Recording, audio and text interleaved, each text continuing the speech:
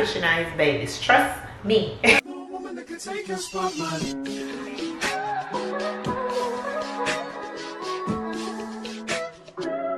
Hi guys, welcome back to my channel. Oh my god, it's been so long since we last vlogged. I know it's been a little bit over a month, but you guys know per my last video I told you guys that we was going into birth. we was about to have this baby soon. So that's eventually what happened. Literally like a couple days later, maybe 2 or 3 days later, she came. So I took a minute off, you know, I had a baby, I did the mother things, you know, I did all those things, and we're back now. So I'm here to give you guys the full-blown experience, my experience.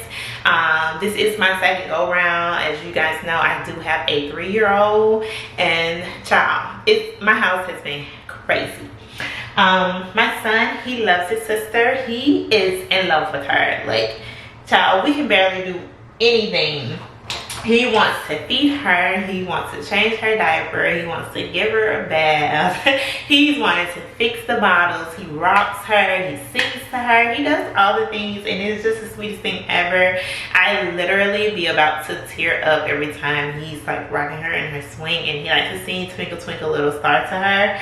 I do have a video of that. I'm gonna insert the clip, but it's like the cutest thing ever, and y'all already know I be tearing up. So I am gonna do my makeup while we catch up because, child, listen, I have been looking like a homeless person. If you're a mom and you know you just had a baby, it's okay to look homeless. It's normal to look homeless.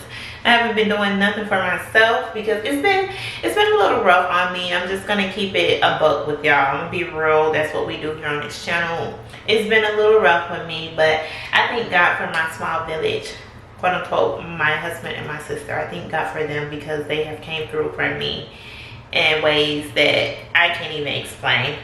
So let's get into it. I had my baby girl on April 29th. She was born at exactly around close to 4 o'clock. So it's like 3:50 something. I started having contractions early that morning. I was having contractions the day before, which oddly enough, that was my due date. My due date was April 28th. And I started having contractions late that night. And I was telling my husband, I was like, babe, I think I'm having contractions. I didn't really know if it was a contraction or not, because my contractions with my son, baby, way more painful. These contractions, they were so light. It was kind of just like a cramp. And I was like, oh, that may be a contraction, but I didn't really know it was a contraction until they started getting closer and closer together. I was like, okay, these are definitely contractions. They just are very mild contractions. So I'm feeling it, but I'm not really feeling it. Child, when I got to the hospital, they was like, yeah, you're having contractions, but they're very light and they are a little bit further apart. So when I first started having them, they were about 15 to 20 minutes apart. So I was like, okay, I'm gonna wait it out. Just wait it out because they're not painful, very mild, like I stated, and they are far apart. So you don't want to go to the hospital until your contractions are at least like 5 minutes apart. And that's what I was waiting on. So it didn't happen for me. I kept having them. They started getting closer, but they wasn't painful. So I was like, okay, I feel it again. I could literally talk through my contractions. You know you need to go to the hospital if you cannot talk through those contractions, because you won't be able to talk. You trust me, you won't be able to talk. So I was talking, I was like, I'm still having like little sharp, you know, contractions, but nothing that's making me go crazy. Mind you, I didn't really go crazy with my son's birth either. I ended up getting the epidural with my son at 8 centimeters. So I know you guys are probably like, girl, what? But yes, it just, I don't know, the pain, it's painful, but I was just like, just trying to breathe through it. In through the nose, out through the mouth. In through the nose, out through the mouth. And I was doing okay until I got to like 8 with him. And I was like, oh no, I can't do it. Give me that epidural quick. But with my daughter, I was just like, you know, the contractions, they weren't really strong. So eventually I ended up going to the hospital because on the late that night, on the 29th, it was like 3 o'clock in the morning or so. And I told my husband I was waking him up. And I was like, okay, the contractions are getting a little bit closer. So it was like, make sure you're timing them because we don't want to get sent home when we go to the hospital. So that day I already knew that she was gonna come because they started getting closer and closer, but it was still so mild and it wasn't as painful. And I started calling my sister. I called my sister and I called my brother because those are the only 2 people that was gonna be home at the time. And I said, hey, I think I'm going to the hospital. I'm gonna get admitted today. I need to drop Cuban off. Will you be at home? Can you watch him? And I was like, yeah. You know, just bring him over. So I ended up dropping my son off at like 9 o'clock and then I headed straight to the hospital this morning. Got to the hospital and they told me exactly what I already knew. Yeah, you're having contractions, but they're very mild. So I had to end up getting put on Pitocin. So the Pitocin is what speeds up the contractions. They make them a little bit more, they speed your contractions up. Sorry, I can't really multitask for some reason. I lost my skill on multitasking post-delivery. But the Pitocin, they speed up the contractions and try to get the baby out a lot quicker. Because my contractions, y'all, I kid you not, the contractions that I was having, I barely felt them at all. Like, barely felt them. So, the nurses would come in, they would look at the monitor, they would just be like, she's having a contraction. But my face would just be, and then they'll ask me, are you having a contraction? I was like, no, I don't feel nothing, but I was having a contraction. I just didn't feel it. So I ended up getting put on the Pitocin and that really sped things up a little bit. I kid you not, when I went to the hospital, I was 4 centimeters dilated. Still wasn't feeling anything. I was feeling them a little bit, but it wasn't horrible. 4 centimeters dilated. When I got to 6 centimeters, I started feeling them a little bit more. So they was coming a little bit harder. They were stronger. And I was like, okay, we about to get this thing started because now they really coming at me. So I was asking, are you thinking about the epidural? And honestly, you guys, how I was feeling, I was like, I could really do this without the epidural. I really could do this without the epidural. I really could. And then, baby, those contractions was getting stronger and stronger and stronger. And I was like, oh no. I started feeling it in my back. I was like, give me the epidural. And so the nurse was like, okay, let me go get the anesthesiologist and we'll be back in shortly. So she was like, you want to go ahead and get it because once the epidural once the contractions start speeding up, you could jump to 10 really quick with this Pitocin, and then it's time to push. So you're gonna miss out on the epidural. So I think I had almost got to 10, and then I was like, give me the epidural. Give me the epidural. Literally, I kid you not. As soon as she gave me that epidural, probably about 20 minutes later, it was like, okay, it's time. It's time to push. Baby, I pushed for about 30 minutes and she was there.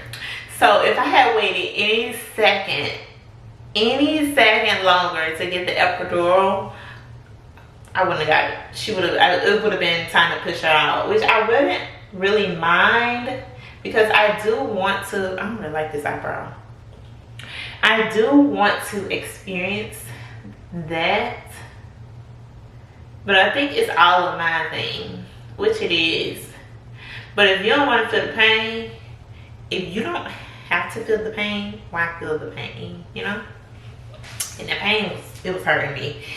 So ended up getting the epidural, and baby girl came shortly after. And that was pretty much my birthing experience. Wasn't bad at all. She came quick. With my son, child, I don't even want to talk about it. It took 20 days and 20 nights. Okay? Yeah. He put me through it. But it's always like that with your first. With your seconds, it's a little bit more easier. With the third, it gets easier. With the fourth, so on and so on. It gets easier. Trust me, it does. And I only had 2. So yeah, that was my birthing experience. Now to move on to postpartum. Postpartum was not it for me. I was going through postpartum depression and didn't even know it. I didn't even know it. And that's the strange thing about it. I knew I was going through it after I gave birth to my son. I knew I was going through it. But with my daughter, it was so strange. My husband would always come in and he would ask me, I guess he noticed like a change in mood and things of that nature. And he would come in and he would ask, like, are you depressed? Like, what's going on? How are you feeling? He would always ask, what could he do? Because I really feel like he noticed before I did. And at the time, I was just like, no, I'm not depressed. I'm just really tired. You know, just showing signs of tiredness. And I was like, I'm kind of sleep deprived. I kind of want to just get some rest. And he's been so helpful. So me going through postpartum depression has nothing to do with him. It had a lot to just do with myself. And postpartum depression can come from many different things. It can come from just lack of assisting. It can come from sleep deprivation. It can come from a lot of different things, you know. And I think the main thing that got me was just the lack of help that I had. Didn't really have that village. Well, I'm not gonna say I didn't have a village because I had a village. I just had a really small village. And I talked about this before, but I really thank God for my sister and I thank God for my husband, because without them two, child, I probably would have been just going through it. But yes, I have to give this man credit because he has been wonderful. And I'm not just saying this because this is my husband. This is the honest God truth. Like, if you ain't doing nothing, I'm not gonna give you no credit. Like, you'll pretty much get told. But this man has really been so helpful to me, which is mine. I don't mind. I don't mind having his man kids. I don't mind pushing out his babies. Trust me. Because he's just so helpful. He's been everything, and I can't thank him enough. I really can't. But we both get tired. He gets tired too. So of course we need outside help if we can get outside help. My sister left her own home, the comfort of her home, to come out and help. It's not too many people on my side, on my team, that I know that's gonna do that. The only person that I can vouch for is her, and I'm telling y'all that right now. The only person that I can vouch for that I know will come is her. That's it. That's the honest God truth.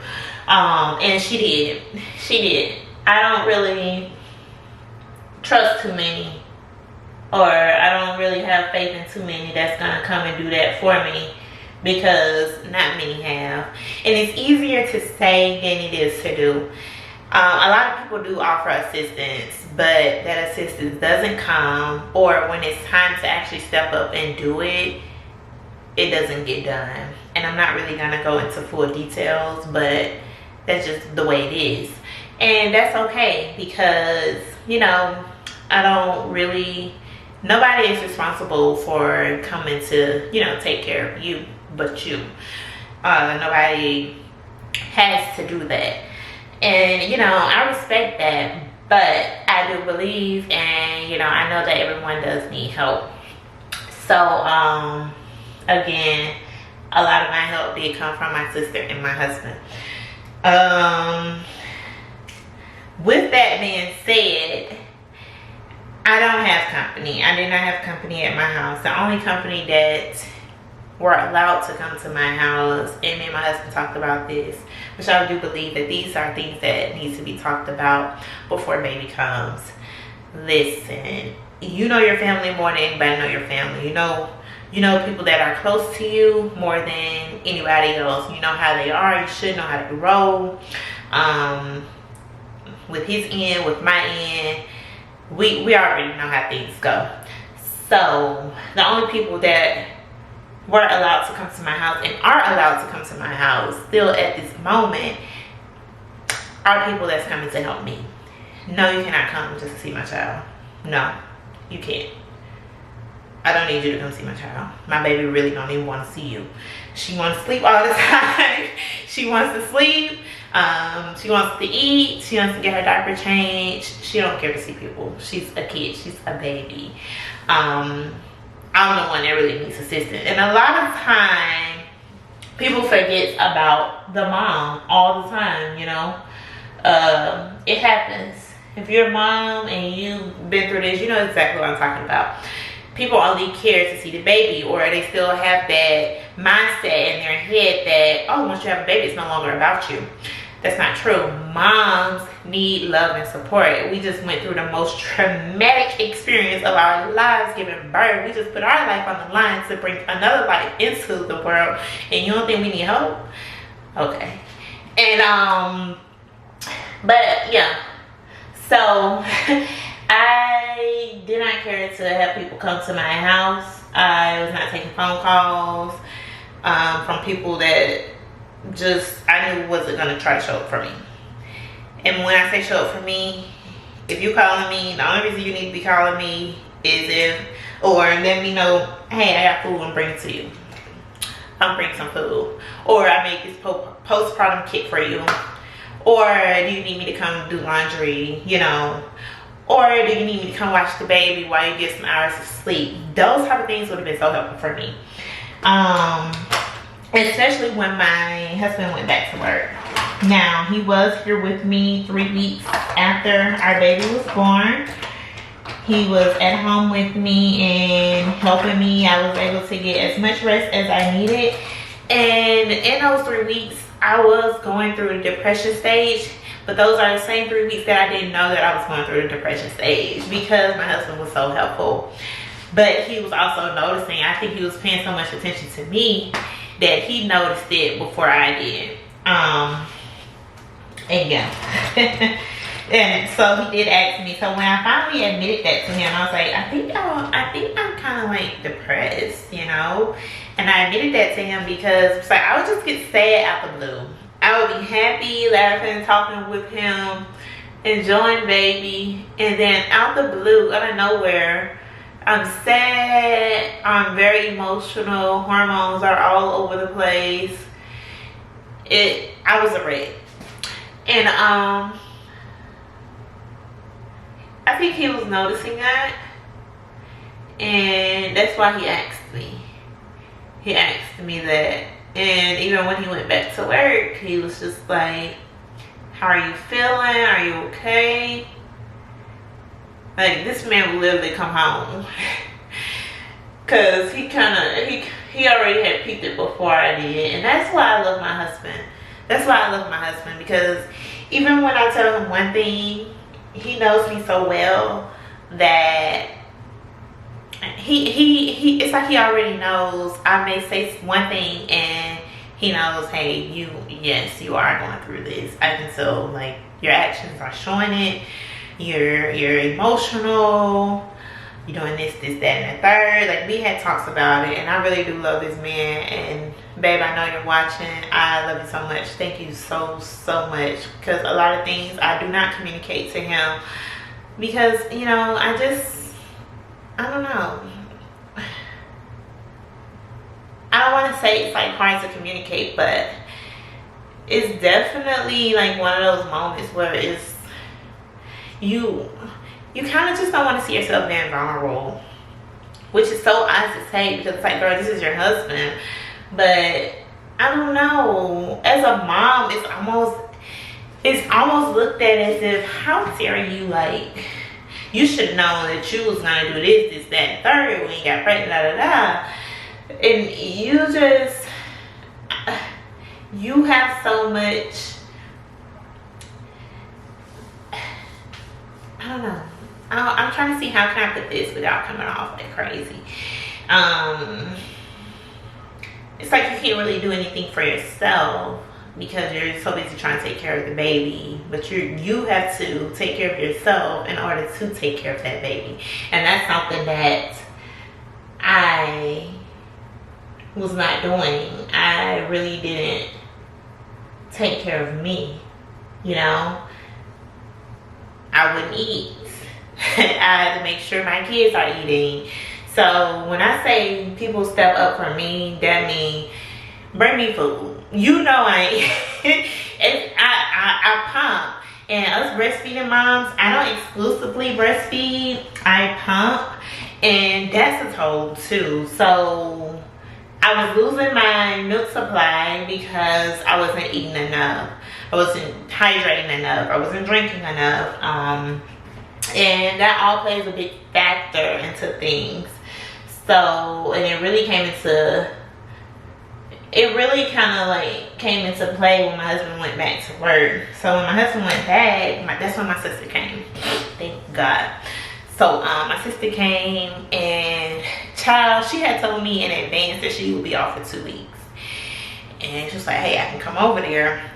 But I thought, in my head, the week that she was off, I didn't know she was off. So I was like, yeah, Shay, you can just come. We can come and get you on that Wednesday or so, or whatever. And she's like, okay. I don't know why you said Wednesday, but okay. And pretty much my husband was still off work, so he was here.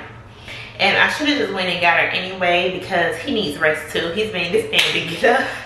This man's been getting up, y'all. He has been getting up.